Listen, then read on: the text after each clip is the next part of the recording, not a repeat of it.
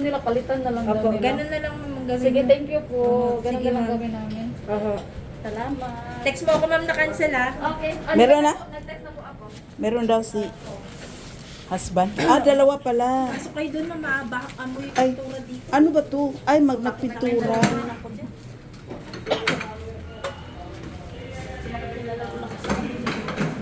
Saan tayo? Dito? Dito na lang. Dalawa pala, mag-unboxing ako ngayon. Sabi ko, anong ino-order mo? Para nag-order siya ng ano. So, may dalawang produkto ngayon na ating i-unbox. Magkano lahat? 837 po. 837. Okay. So, ito ang pera ko, pambayad. 837 daw. Okay.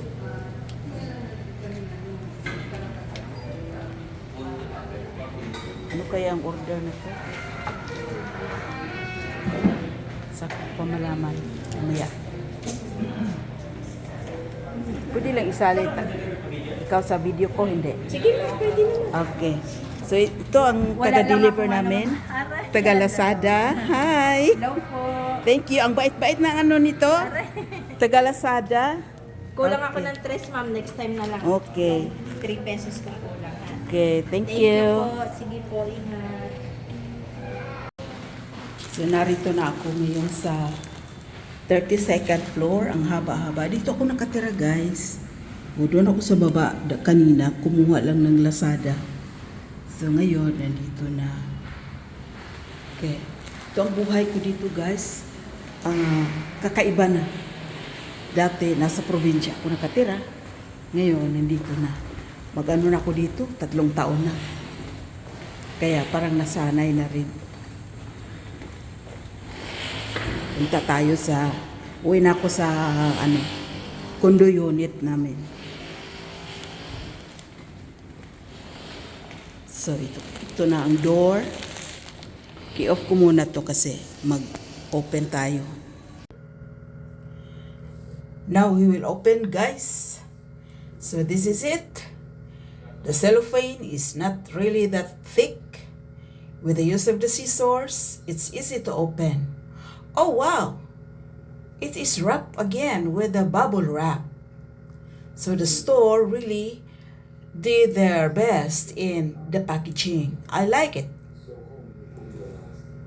So, right now you can read Prime USB. So, why Prime USB? In my understanding, I was buying a speaker. Okay. So, the picture is a speaker, right? But Prime USB, I'm just curious. Okay, now we will open and get out the product and check what it looks like. Okay, I'm not really, savvy with the technology, but I'm flexible. Whatever I learn, I can apply and I can use that. So, as long as I can read, diba guys? As long as we can read and we can understand, then we can do the things correctly. Oh wow, the color is blue. But in the cover, it was red. Wow, I was scammed with a color. So, I ordered red. I like red, but now, what's inside is the blue. But anyway, let's just consider the seller. Maybe they don't have the available color of red. So I tried to touch it. It's soft in the middle. And then, and the other side, okay. So it's really a speaker. I can understand.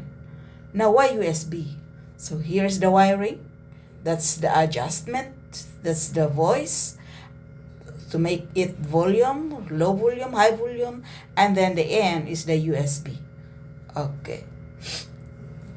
So that's it. That's not heavy. It's very light, and the size is just okay for a small table.